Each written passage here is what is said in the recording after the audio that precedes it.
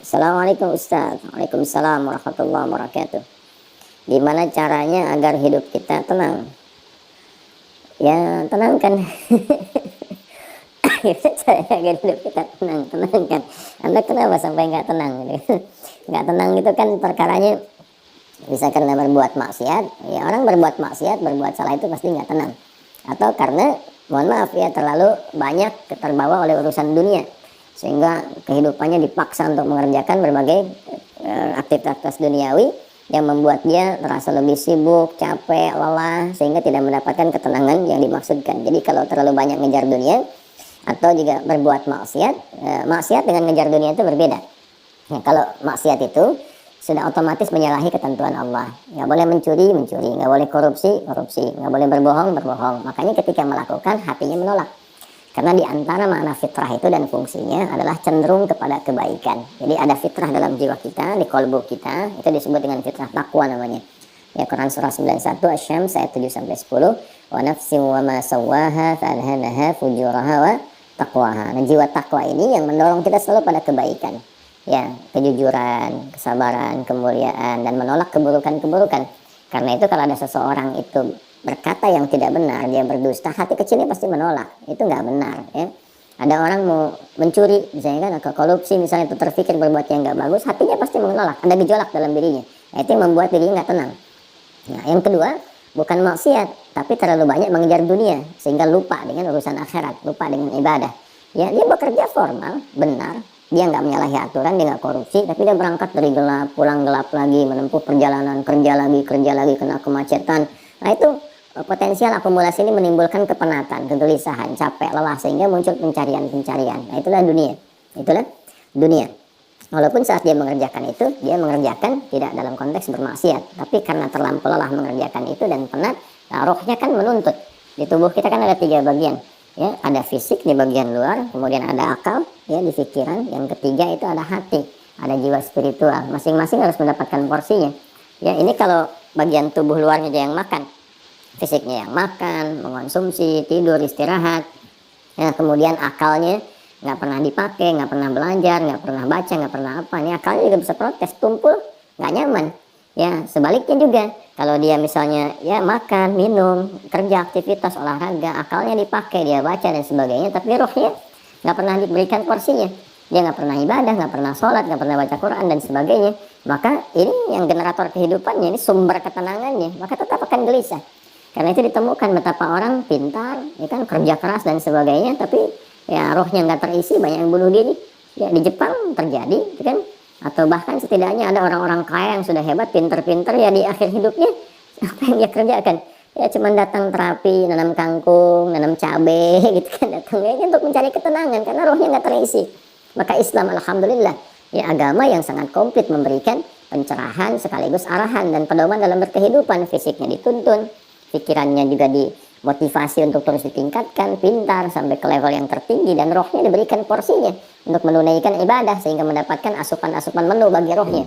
Makanya di kita kan ada sholat, ada puasa, ya kan? Nah, kemudian ada baca Quran, itu untuk kebutuhan rohiyah kita, untuk memberikan ketenangan. Lalu fisik dipandu, bagaimana cara makan, bagaimana cara beraktivitas, dari mulai bangun tidur sampai tidur lagi kan diatur. Ya. Lalu pikiran turun ayat-ayat untuk menjadikan pikiran itu terlatih kuat, ya kan? Bahkan sampai ke level yang tinggi, jenius dan sebagainya. Turun ayat tentang Iqra, banyak baca, turun ayat tentang tadabbur, afala yanzuruna ilal ibili kaifa khuliqat afala yatadabbaruna al-Qur'an, turun ayat tentang riset, inna fi khalqis samawati wal ardi wa ikhtilafil laili wan nahari la ayatin li ulil albab, kan? Dan seterusnya. Itu supaya semua terstimulus. Nah, jadi kalau ingin tenang, bagaimana cara hidupnya tenang? Seimbangkan 3 bagian tadi. Jadi pikiran kita dilatih supaya kuat, ya supaya tajam dalam berpikir dan mengarahkan bagian tubuh kita untuk bertindak secara benar. Tubuh ini dilatih ya dengan berolahraga, makan yang benar. Ayat-ayatnya banyak sekali. Ya ayyuhannasu kulu mimma fil ardi halalan thayyibah. Hai orang-orang, hai manusia semuanya, hai orang-orang, hai manusia, silahkan engkau makan sesuai dengan porsi kebutuhan dari yang halal, sumber yang halal, cari yang menyehatkan. Itu di Al-Baqarah 168. Nah, kalau sudah sehat, tubuhnya sehat, dipakai aktivitas olahraga. Kan banyak hadis-hadis tentang olahraga itu. Alimu auladakum bisibahati warnimaya, kata Nabi, ajarkan anak-anakmu olahraga berenang, atau dengan melentar, atau dengan memanah, atau dengan berkuda. Itu contoh-contoh yang real di era Nabi yang kiranya bisa menyehatkan. Atau kita riset misalnya olahraga apa yang kira-kira menyehatkan, ya, yang senafas dengan tadi jenisnya. Jenisnya bisa berbeda setiap zamannya. Zaman Nabi nggak ditemukan misalnya olahraga futsal, basket, misalkan bola, apalagi jenis-jenis yang sekarang ada banyak atletik dan sebagainya. Tapi kan kita bisa meriset, oh ini renang ini apa saja nih manfaat-manfaatnya, apa nanti olahraga sejenis yang kira-kira yang sama yang bisa dipraktekkan kekinian, atau olahraga yang berbeda tapi manfaatnya sama, melatih otot ini, menyehatkan yang ini, silahkan walaupun jenisnya nggak sama di era Nabi. Era Nabi misalnya dengan memanah, era sekarang misalnya dengan olahraga menembak gitu kan, sah-sah saja silahkan, yang penting konsentrasinya sama walaupun dengan alat atau perangkat yang berbeda. Ya nanti kalau ingin dilatih lagi dengan panahan ya nggak ada masalah. Jangan disimpulkan begini, kalau kalau panahan sunnah, kalau menembak misalnya bid'ah, nah itu sempit dalam berpikirnya. Ya, dan Nabi pun kan visioner.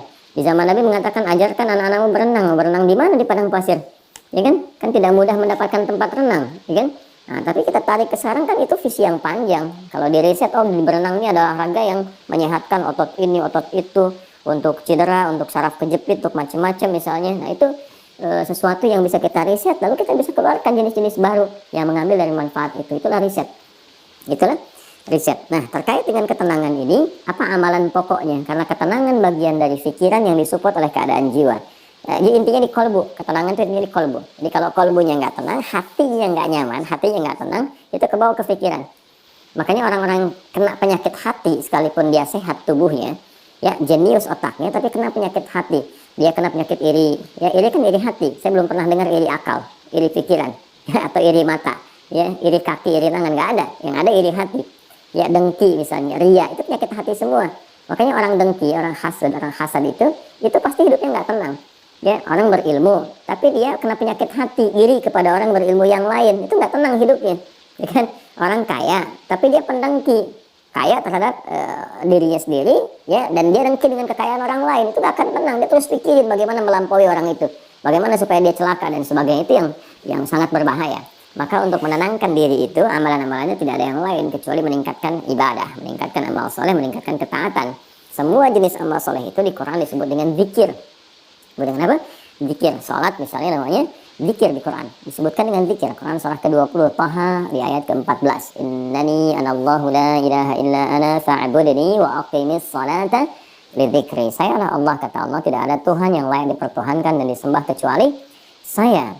Ya, kemudian kata Allah, fa'budni, maka setelah engkau bertuhan kepada saya, kata Allah, sembahlah saya. Nah, ini kalimat yang paling jelas sekali, nggak ada ambigu, terang, menyebabkan kita memahami bahwa oh ini kebenaran risalah Islam dari aspek ketuhanan. Ya, silakan Anda komparasikan. Ya, saya sejauh ini saya mengkomparasikan, melihat, membandingkan, saya tidak menemukan kecuali di Islam yang di dalam kitab suci mengatakan langsung Tuhannya langsung, ya, yang berkata saya Allah, kata Allah itu kan, ya, tidak ada Tuhan selain saya. Itu tegas sekali. Ya, menyebutkan saya Allah, nggak ada Tuhan selain saya, sembah saya. Dan biasanya kalau ada kalimat atau informasi yang pede jelas disampaikan, itu menunjukkan kekuatan dan kebenaran. Karena Allah dengan sendirinya, ya kan, meyakinkan ya kita semua dengan menegaskan sifatnya tegas. Dan karena memang ketuhanan itu hanya dimiliki oleh Tuhan yang benar. Nah, karena Tuhan yang benar itu mengatakan sayalah Tuhan, dengan pede mengatakan sayalah Allah, ya nggak ada Tuhan selain saya. Nggak mungkin ada klaim demikian kecuali dari yang memang benar, yang memang pede mengatakan itu, ya karena benar, karena hak di situ. Ya, dan kemudian fa'bud, disembahlah saya. Ya, sembahlah saya. Dan kemudian dijelaskan menyembahnya bagaimana. Itulah indahnya dalam Islam. Tauhidnya diatur, ya, tentang Tuhannya. Dan kalau Anda misalnya begini, saya logikakan sederhana ya. Orang-orang kan kalau nggak pakar, nggak punya kemampuan atau nggak sesuai dengan kualifikasi, nggak mungkin mengatakan itu kan. Ya, ada orang mengatakan misalnya saya adalah pesilat. Mana yang mau bertarung misalnya kan, atau beruji tanding dengan saya. Kalau dia bukan pesilat, nggak mungkin dia bisa mengatakan itu. Ternyata dia bukan pesilat misalkan, dia cuma pesilat lidah gitu, bukan pesilat tangguh, dan nggak mungkin dia pede mengatakan demikian. Ya, saya lah ahli kungfu misalnya kan, silahkan ada yang ingin tanding mengetes di kungfu. Kalau dia bukan ahli kungfu nggak mungkin mengatakan demikian. Nah, ini Allah mengatakan dengan jelas, sayalah Allah, nggak ada Tuhan selain saya, sembah saya. Nah, bisa nggak ditemukan misalnya dimanapun tuh, termasuk di kitab-kitab yang disucikan, temukan. Ada nggak Tuhan yang mengatakan sayalah Tuhan, ya kan? Disebut namanya, sembah saya. Kalimat itu temukan. Ya, di Quran jelas. Kemudian fa'budni, sembah saya, wa aqimis sholat, dan tunaikan sholat. Cara menyembah saya itu dengan menunaikan sholat. Dan diatur, ini indahnya dalam Islam tuh. Kemudian ditegaskan, saya Allah, saya Tuhan. Kemudian gak ada Tuhan selain saya, kata Allah. Kemudian sembah saya. Cara menyembahnya pun diatur, namanya sholat. Cara mengerjakannya begini. Ya, lalu ditunjuk, diutuslah Nabi Muhammad SAW untuk mengajarkan dari awal sampai akhir, dari gerakan sampai bacaan, dari mulai hukumnya diajarkan. Ya, dari cara menghadap ke arah mana, kemudian bagaimana caranya, ya, dari mulai berwudunya bahkan sampai dengan selesainya. Ya, ini menunjukkan bahwa risalah agama ini benar. Nggak mungkin kan diada-adakan demikian. Gimana cara bisa merekayasa seperti itu terjadi? Nggak mungkin. Ya, ini dari awal sampai akhir dan nggak ada kreativitas di situ. Nggak ada kreativitas dan semua sama. Ya, orang Arab demikian, yang bukan Arab demikian. Ya, jadi nggak ada ceritanya misalnya di Arab pakai bahasa Arab, di Indonesia pakai bahasa Indonesia. Ya, di Indonesia, di Sumatera pakai bahasa Sumatera misalnya, di Jawa pakai bahasa Jawa. Tidak. Ya, Quran mau dimanapun pakai bahasa Arab, sholat dengan cara yang sama, menghadap tempat yang sama. Tapi terkait dengan pertanyaan ini, teruskan ayatnya, wa aqimis sholata lidzikri, tunaikan sholat kepadaku, ya kan, sebagai zikir. Jadi sholat itu disebut dengan zikir. Berdoa juga zikir. Ya, doa juga zikir. Quran surah ke-7 ayat 205. Wadhkur rabbaka fi nafsika tadarruan wa khifatan wa dunal jahri minal qaul, dan berzikirlah, berdoalah maksudnya. Zikir ini doa. Ya, berdoalah, mohon dengan sepenuh jiwamu, dengan ketenangan, gitu kan, mintakan kepada Allah dengan penuh ketenangan. Dan mohon dengan kekhusyuan, mohon dengan penuh harap supaya dikabulkan. Nah, silakan cek, bukankah saat berdoa itu ada ketenangan? Anda punya masalah, alih-alih Anda curhat di media sosial, gitu kan? Nah, kemudian Anda arahkan untuk berdoa dengan cara yang benar. Anda ke kiblat, wudu, minta dengan khusyuk. Bukankah saat berdoa tenang? Ya kan? Bukankah saat sholat itu Anda lebih tenang? Ya kan? Bukankah saat Anda baca Quran lebih tenang? Nah, baca Quran itu disebut dengan zikir, karena Qurannya disebut zikir. Quran surah ke-15 ayat 9. Inna nahnu nazzalna dzikra wa inna lahu lahafidhun. Kami telah turunkan Al-Quran sebagai zikir. Nah, Anda itu kalau baca Quran kan lebih tenang. Apalagi kadang terjadi begini, sedang punya masalah, terus kita buka mushaf, random acak, dibuka begini, tiba-tiba ayatnya sesuai dengan masalah kita. Nah, baru baca aja udah tenang keadaan jiwanya. Ya, udah menyebut nama Allah, baru bismillahirrahmanirrahim, sudah tenang. Ya, Quran surah ke-8 ayat kedua. Innamal mu'minuna alladzina idza dzukirallahu wajilat qulubuhum wa idza tuliyat 'alaihim ayatuhu zadatuhum imanan wa 'ala rabbihim yatawakkalun. Jadi orang beriman itu kalau disebutkan nama Allah ada getaran konfirmasi di jiwanya, dan kalau dibacakan pada ayat-ayat Allah bertambah keimanan. Iman itu kan sumber ketenangan. Ya, makanya iman itu berasal dari kata al-aman. Ulaika lahumul amnu, kan? Ya, alladzina amanu wa lam yalbisu imanahum bidzulmin, ya ulaika lahumul amnu, orang-orang yang beriman itu kata Al-Qur'an, dan kalau imannya benar maka akan mendapatkan ketenangan dalam jiwanya. Nah, ini kalau dibacakan Quran ada ketenangan dalam diri kita. Kita dengar orang lain baca Quran aja udah tenang, apalagi kita baca sendiri, kan? Apalagi misalnya zikir, ya zikir. Pasca sholat kita berzikir, kan amalan disebut zikir, itu membuat kita tenang. Subhanallah, alhamdulillah, Allahumma antas salam, istighfar. Quran surah ke-4 An-Nisa 103. فَإِذَا قَضَيْتُمُ الصَّلَاةَ فَاذْكُرُوا اللَّهَ قِيَامًا وَقُعُودًا وَعَلَى جُنُوبِكُمْ. Kalau Anda telah tuntas mengerjakan salat, maka berzikirlah. Ya, subhanallah, alhamdulillah, Allahu akbar, wa man tassalam, ya dari astagfirullah dulu awalnya, kan? Nah, itu membuat diri kita lebih tenang, lebih nyaman.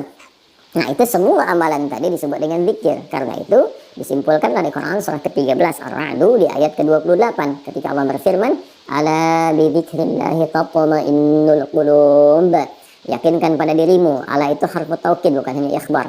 Huruf untuk menginformasikan sekaligus menguatkan informasi yang disampaikan. Saya tegaskannya, kata Allah, yakinkan pada dirimu dengan meningkatkan zikir kepada Allah, maka akan cenderung berdampak tenang kepada jiwa. Nah, jadi kalau Anda ingin tenang, saya ingin tenang, kita ingin tenang, gampangnya tingkatkan zikir. Zikir itu bentuknya ibadah, baik dengan ibadah fisik seperti sholat, baca Al-Quran, atau ibadah harta dengan bersedekah misalnya, ya zakat itu kewajiban, infak itu tambahkan. Kalau ingin tenang, cobalah pagi-pagi cari orang-orang yang berhak mendapatkan itu sesuai dengan kualifikasi yang disampaikan Al-Quran dan hadis, jalan temui, bersedekah, nggak usah banyak dipamerkan, ya macam-macam bersedekah, sampaikan dengan tulus. Nanti Anda akan mendengar orang itu berkata, terima kasih Pak, semoga Bapak disehatkan, keluarga juga dilancarkan rezekinya, dijaga oleh Allah kemuliaannya. Oh, itu mahal sekali. Padahal ini dikeluarkan mungkin 5.000, 10.000, tapi bagi orang-orang tertentu itu sangat berharga dan melahirkan doa yang dengan doa itu mengguncang aras dan memberikan ketenangan kepada jiwa. Kan? Wallahu ta'ala a'lam bissawab.